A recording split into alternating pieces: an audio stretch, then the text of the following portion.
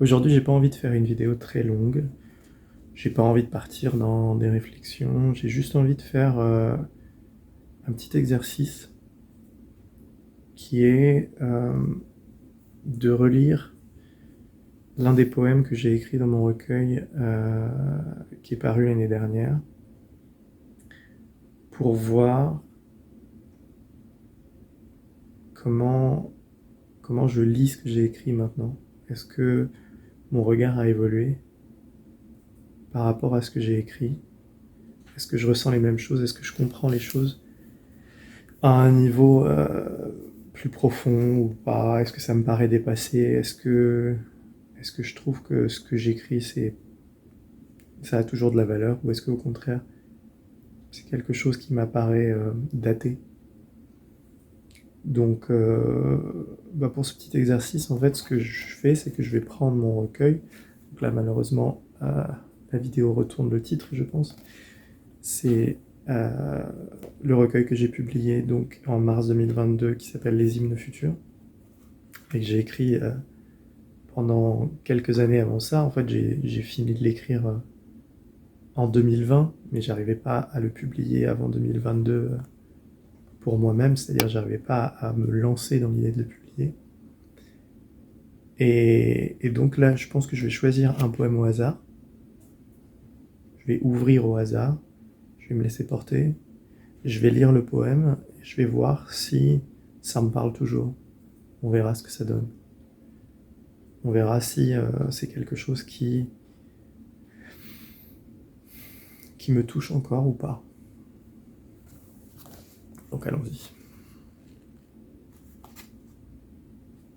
Épilepsie. Intéressant.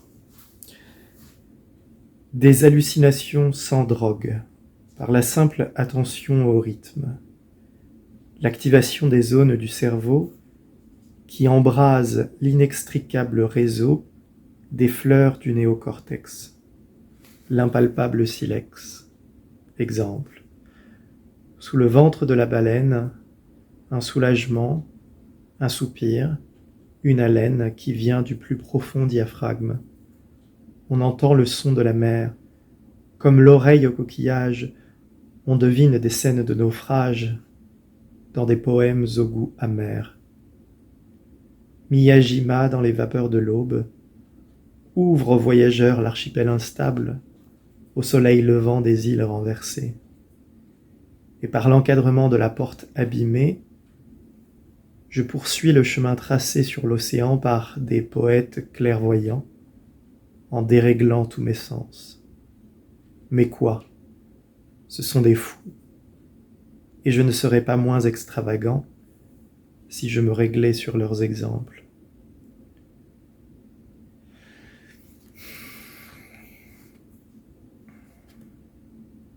Bon.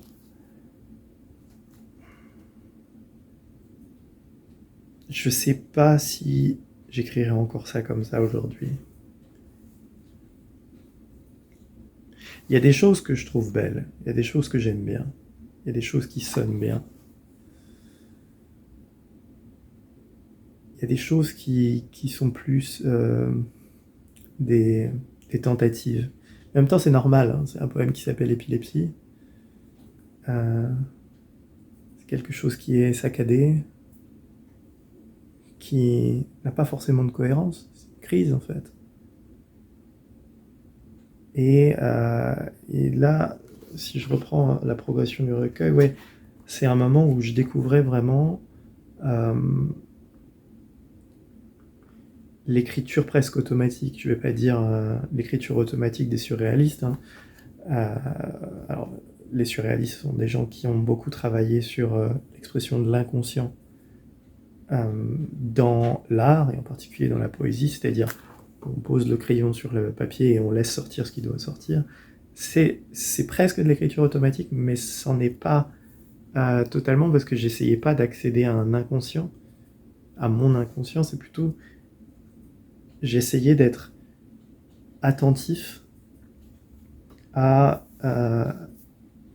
toutes les sensations qui passaient dans mon corps en fait, presque de manière clinique au départ, c'est ça le premier paragraphe, hein, des hallucinations sans drogue par la simple attention au rythme, c'est-à-dire par la simple attention à ce qui se passe en nous, à ce qui se passe dans mon corps, j'essaye d'être tellement réceptif et tellement attentif que je peux capter même les toutes petites secousses de ce qui se passe en moi. L'activation des zones du cerveau qui embrasent l'inextricable réseau des fleurs du néocortex.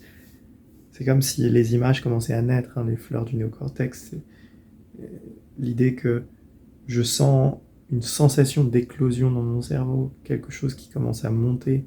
C'est très difficile à décrire en fait. C'est pour ça que c'est de la poésie, c'est pas de la philosophie, c'est pas un discours qui veut être rationnel, qui veut tout expliquer. Et ensuite, second paragraphe, sous le ventre de la baleine, un soulagement, un soupir, une haleine qui vient du plus profond diaphragme. Encore une fois, le plus profond diaphragme, il faut le prendre dans un sens corporel, dans un sens très matériel en fait. C'est comme si je découvrais dans mon corps des images, des sensations en fait.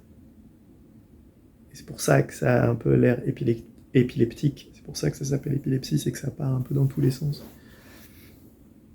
C'est des images qui, quand on ferme les yeux, quand on est attentif, presque dans un état méditatif, arrivent. C'est-à-dire, je vois ça, dans cette partie de mon corps, je vois ça. C'est des images qui remontent à la surface de manière presque volcanique.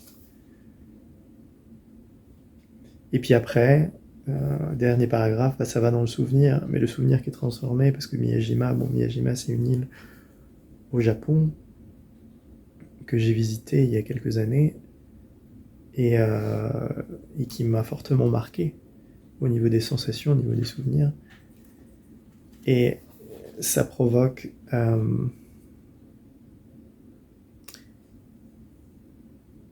des échos dans le corps de celui qui est en train d'écrire en fait.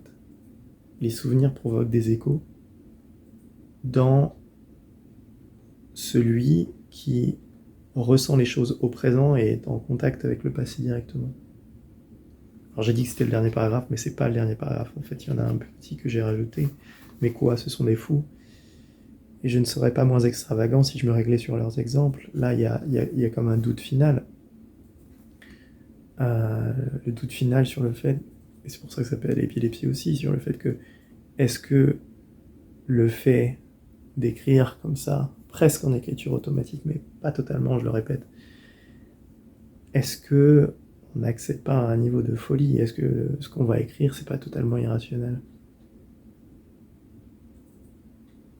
Et bon, d'ailleurs, j'aime pas expliquer les choses plus que ça quand ça a une vocation artistique, mais le dernier paragraphe, c'est clairement une référence à Descartes. Et à son doute, le doute cartésien, le doute hyperbolique, qui consiste à se dire est-ce que je peux remettre en doute tout ce qui m'entoure?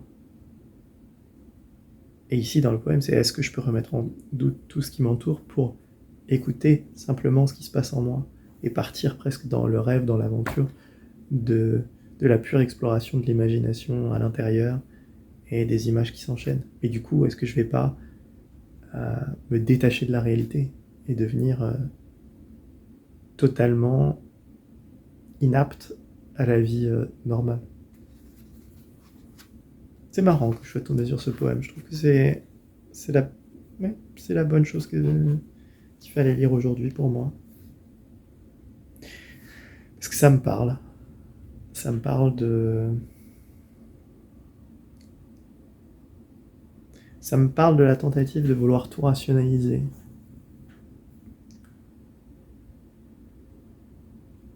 Le problème d'être prof de philo, le problème de faire de la philosophie, s'il y en a un, parce qu'évidemment, il y a beaucoup de choses que j'apprécie, sinon je ne ferais pas ce métier. L'un des problèmes, c'est d'avoir tendance parfois à vouloir tout rationaliser, à vouloir tout penser de manière logique. Et justement, ce que me dit ce poème là tout de suite, en le relisant, c'est que la raison doit céder la place à la perception intuitive, doit céder la place au fait que on laisse les choses venir. On laisse les choses, on les sent, on les pense plus. Ça, c'est vraiment ce que m'apporte la poésie, c'est-à-dire ça m'empêche de trop penser. Ça m'empêche de... c'est un garde-fou, en fait. Ça me remet dans la sensation immédiatement. Ça me remet dans le ressenti du corps. Il n'y a plus à penser, en fait. Il y a juste à sentir. Et c'est très reposant.